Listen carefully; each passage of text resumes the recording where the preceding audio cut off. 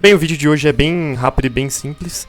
Eu vou falar coisas simples que vocês podem fazer para aumentar o rate de vocês, que não exige necessariamente um esforço, são só mudanças de postura que vão melhorar.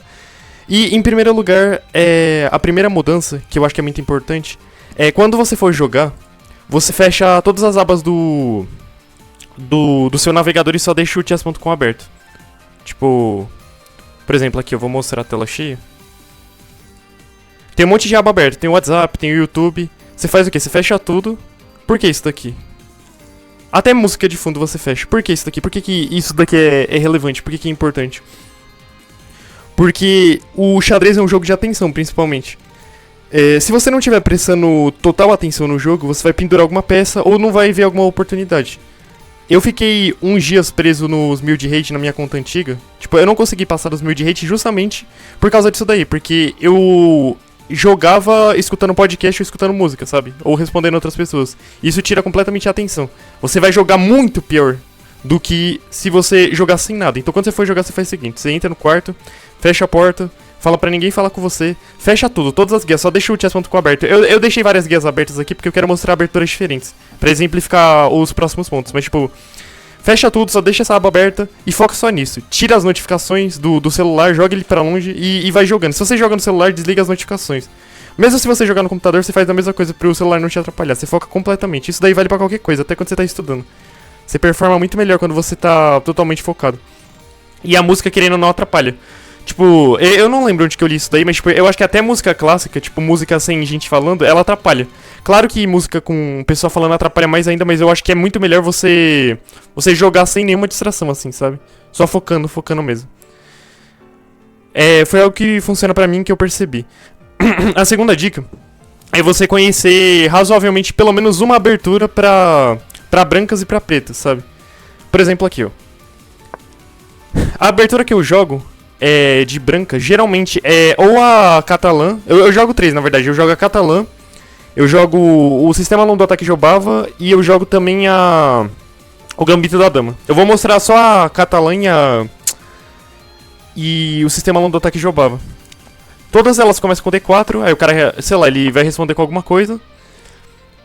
Supondo que ele jogue D4 ou jogue qualquer outro lance que não seja G4, você faz isso que eu tô fazendo agora. É bem decorado, na verdade, isso.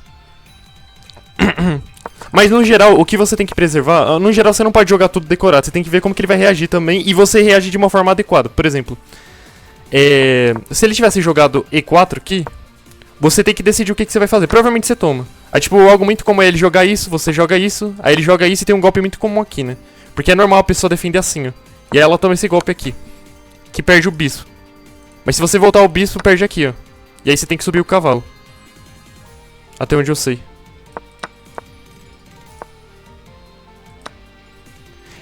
Bem, eu acho que não era pra tomar, né? Aqui. Enfim. É estranho como a pessoa fica pior, né? Mas tem um golpe interessante aqui, se eu não me engano. Eu não lembro como que era esse golpe. Mas enfim. Você tem que ir adaptando, por exemplo. Se ele tivesse jogado D4, aí eu faço o fianqueto. Aí, sei lá. Ele joga isso. Aí eu jogo isso. Aí eu jogo... Aí, sei lá, ele joga isso daqui. Eu jogo isso. Aí ele joga isso. O normal seria eu jogar isso daqui ou eu jogar isso daqui. Só que perceba que se eu jogar isso daqui, ele vai jogar isso daqui. E aí ameaçando dobrar esses peões aqui. Então, geralmente eu jogo isso daqui, ó, pra impedir o bispo de vir pra cá. Não é o melhor lance, mas é o que eu faria, no caso. Pode rocar também. Aí o sistema longo do ataque Jobava é um pouquinho diferente. É D4. O cara... Sei lá, o cara joga qualquer outra coisa. É porque os caras estão de palhaçada aqui também, né? Mas, tipo, geralmente o cara responde com D4 também. D5, quer dizer.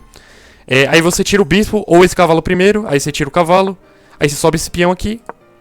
Ou joga o cavalo também. Mas, tipo, geralmente você joga esse peão primeiro. E é isso, você vai desenvolvendo normalmente. Tipo, você tira o bispo, sei lá, pra cá ou pra cá. Aí você roca. Você tira a dama. E é isso. E quando eu falo conhecer decentemente, não é saber, tipo, a teoria da abertura, é saber os lances iniciais, tipo, ter uma noção. Mas sem decorar, sabe? Só o principal. Por exemplo, nessa abertura aqui da catalã, o principal é você jogar D4 e você fazer o fianqueto aqui. Esse é o principal. E você potencialmente jogar C4 também. Esse é o principal. O resto é tipo padrão, sabe? Isso daí é só o necessário. De pretas, por exemplo. De pretas, eu costumava jogar outra abertura, só que agora eu tô jogando D4 também. Engraçado que fechou. Tava aberto aqui, só que fechou, enfim. Eu também jogo D4. Aí seria tipo uma catalã de pretas, sabe? Tipo, por exemplo, sei lá. Joga... Se ele jogar D4, no caso. Eu jogo D4. Aí, sei lá, ele pode jogar isso daqui, eu jogo isso. Aí eu vou fazendo a mesma coisa que eu faria a catalã, só que de pretas. Eu gosto muito de D4 por causa disso daí. Porque uma das vantagens de você jogar D4 é que a pessoa, ela tá mais acostumada com E4 porque todo mundo joga E4. Então é meio que uma surpresa pra ela. É bom você sair dos lances decorados justamente por causa disso daí. Porque às vezes a pessoa... Porque, tipo assim, a partida vai ficar... uma disputa de quem decorou melhor, sabe? Então é melhor você já sair dessa teoria, digamos assim, que... Não é muito assim pra jogadores mais inexperientes. Esse daí é o segundo ponto. O terceiro ponto é você ver o que o seu oponente tá ameaçando. Por exemplo, eu vou pegar essa partida aqui como exemplo. Deixa eu ver se eu tenho um lance bom aqui.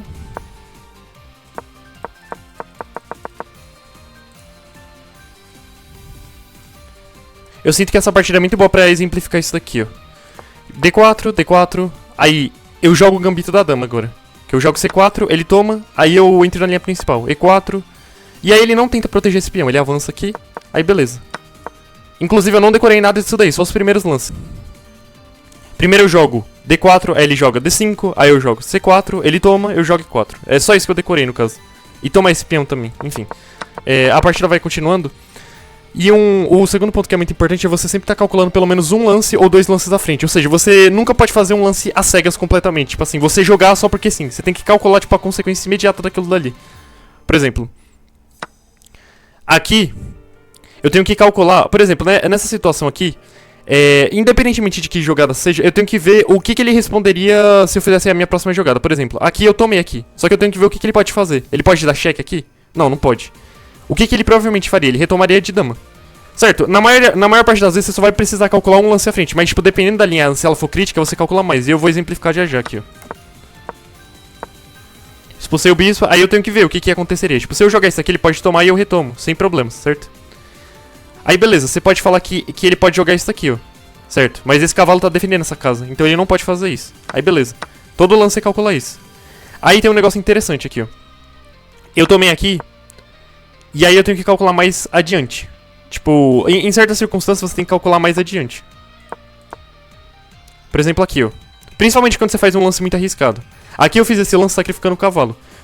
É principalmente nessas situações que você tem que calcular mais, porque é tudo ou nada. Geralmente você calcula um ou dois lances, mas quando você sente que a linha é crítica, tipo assim, você tá se arriscando demais e que você pode ou tomar mate ou perder material, você calcula mais. Nesse caso eu calculei o seguinte. Se ele tomar aqui, eu tomo aqui, e aí a torre dele fica presa e ele perde a torre. Não tem como ele ameaçar minha dama. Se ele jogar isso daqui, eu posso só, sei lá, tomar assim. Certo? Ó. A linha que eu calculei foi essa aqui, ó. Ele toma, eu tomo. Aí se ele avançar aqui, eu tomo aqui.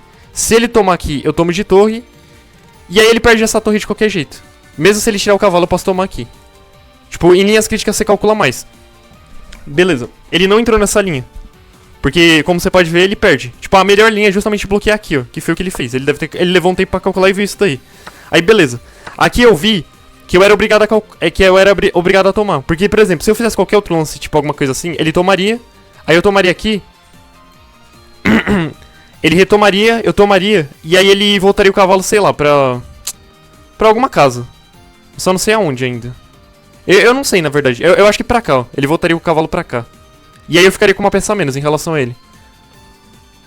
Eu só tô calculando mais porque eu sinto que... Porque, tipo, tem uma peça caindo aqui. E eu sinto que eu vou perder ela. Tipo, se eu não tomar cuidado, eu perco uma peça. Aí, beleza, eu resolvi tomar justamente por causa disso. Eu tomei. Retomou. E aí, beleza, eu tô ameaçando um descoberto nele. Você tem que sempre calcular, principalmente o cheque, sabe? Tipo, quando você for calcular... Até essas linhas curtas aí de dois lances, sempre cheque. Ele não tem cheque aqui. Não tem como ele me dar cheque de dama. Aí, beleza. Ele fez uma jogada que eu achei muito boa. Que ele cobre o bispo e ameaça minha dama. É bem perigoso. Eu não posso fazer isso daqui porque ele toma com cheque. Aí eu retomo. E ele tira a dama da frente. Ele vem, sei lá, pra cá. Aí eu perco uma dama inteira. Então eu tirei a dama da frente. Ele tomou. Eu meio que aceitei que eu tinha perdido. Só que eu tava ameaçando aqui, ó. E a minha pretensão era ou trazer a torre pro ataque aqui em cima do rei dele.